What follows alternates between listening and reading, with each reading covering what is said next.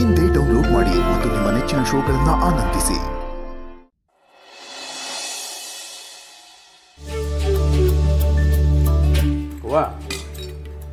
ಯಾಕೋ ಅಪ್ಪಯ್ಯ ಇವತ್ತು ಸರಿಯಾಗಿ ಊಟನೇ ಮಾಡಿನ ಅಲ್ವೇನವಾ?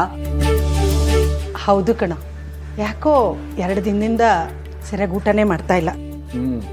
ಅಜ್ಜಿನೂ ಸಿದ್ದು, ಏನವಾ ನಿಂಗಿಷ್ಟ ಅಂತ ಕೋಳಿ ಸಾರು ಮಾಡಿದ್ದೀನಿ, ಊಟ ಮಾಡಬಾರೋ? ನಂಗೆ ಬೇಡ ಕಣವ. ಯಾಕೋ ಬೇಡ?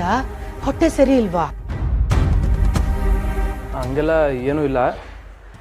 ನಾನು ಹೊಸ ದಿನ ಈ ಚಿಕನು ಮಟನು ಎಲ್ಲ ತಿನ್ನಕ್ಕಿಲ್ಲ.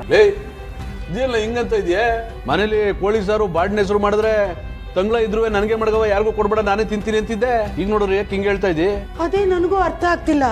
ಯಾಕೋ ಸಿದ್ದು?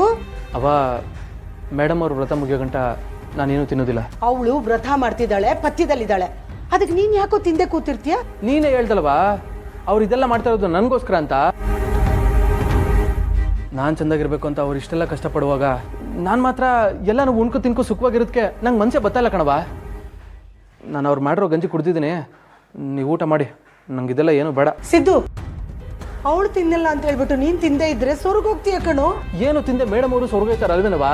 ನಾನು ಮಾತ್ರ ಹೆಂಗೆ ನೆಮ್ಮದಿಯಾಗಿ ತಿನ್ಕೊಂಡಿರೋಕ್ಕಾದದು? ಇನ್ಮೇಲೆ ಮೇಡಮ್ ಅವ್ರು ಏನು ತಿಂತಾರೋ ನಾನು ಅದನ್ನೇ ತಿಂತೀನಿ. ಅವ್ರು ಗಂಜಿ ಕುಡಿದ್ರೆ ನಾನು ಗಂಜಿ ಕುಡಿತೀನಿ, ಅವ್ರ ಅನ್ನ ತಿಂದರೆ ನಾನು ಅನ್ನನೇ ತಿಂತೀನಿ. ನೀವಾದ್ರೂ ಒಂದು ಸ್ವಲ್ಪ ಸಿದ್ದು ಬುದ್ಧಿ ಹೇಳಿ. ನೀವಿಬ್ರು ತಿಂತಾ ಇರಿ, ನಾನು ಹೋಗಿ ಅವ್ನಿಗೊಂದು ಲೋಟ ಹಾಲು ಕೊಟ್ಟು ಬರ್ತೀನಿ. ಯಾಕೋ ಸಿದ್ದು, ನೆಲದ ಮೇಲೆ ಚಾಪೆ ಹಾಸ್ಕೊಂಡು ಯಾಕೋ ಮಲಗ್ತಿದ್ಯಾ? ಒಳಗೋಗಿ ಮಂಚದಲ್ಲಿ ಮಲ್ಕೋ, ನೆಲ ತಣ್ಣಗಿದೆ, ಥಂಡಿ ಆಗ್ಬಿಡುತ್ತೆ ಕಣೋ. ಅವ ಮೇಡಮ್ ಅವರು ತಣ್ಣೀರು ಸ್ನಾನ ಮಾಡ್ತವ್ರೆ, ನೆಲದ ಮೇಲೆ ಮಲಿಕತ್ತವ್ರೆ. ಅವ್ರಷ್ಟು ಕಷ್ಟಪಡ್ತಿರ್ಬೇಕಾದ್ರೆ ನಾನು ಮಾತ್ರ ನೆಮ್ಮದಿಯಾಗಿ ಹೆಂಗವ ಹಾಸಿಗೆ ಮೇಲೆ ಮಲಿಕನೆ? ಏನಾಗೋದಿಲ್ಲ ಬಿಡು, ನಾನು ಇಲ್ಲೇ ಮನಿಕತ್ತೀನಿ. ಹೇ ಸಿದ್ದು, ನೀನು ಮಾಡ್ತಿರೋದು ಸರಿ ಅನ್ನಿಸ್ತಿದ್ಯಾ ನಿನಗೆ? ಅತಿ ಅನ್ನಿಸ್ತಿಲ್ವಾ? ಅವಳು ಮಾಡಿದ್ದೇ ಮಾಡೋದು, ಅವಳು ತಿನ್ನಿದ್ದೇ ತಿಂದರೆ ಹೇಗೋ? ಅವ ಅಪ್ಪಾಜಿ ಏನಾರು ಇದೇ ಥರ ವ್ರತ ಮಾಡ್ತಿದ್ದು, ಅವ್ರೇನಾರು ನೆಲದ ಮೇಲೆ ಮಲಿಕಂದ್ರೆ ನೀನು ಆರಾಮಾಗಿ ಹಾಸಿಗೆ ಮೇಲೆ ಮಲಿಕತ್ತಿದ್ದ? ಇಲ್ಲ ತಾನೆ?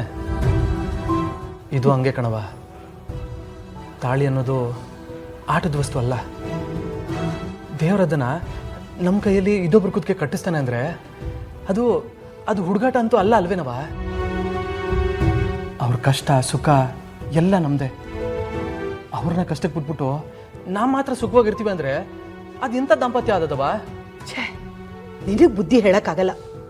ತಗೋ, ಹಾಲಾದರೂ ಕುಡಿ. ಬೇಡ ಕಣವ, ನಂಗೆ ಹಸ್ವಿಲ್ಲ. ಟೈಮ್ ಆಯ್ತದೆ, ನೀನು ಹೋಗಿ ಮನಿಕೋ. ನಾನು ಬಟ್ಟೆ ಬದಲಾಯಿಸ್ಕೊಂಡು ಬೆಡ್ಶೀಟ್ ತೊಗೊಂಬಂದಿಲ್ಲೇ ಮನಿಕೋತೀನಿ.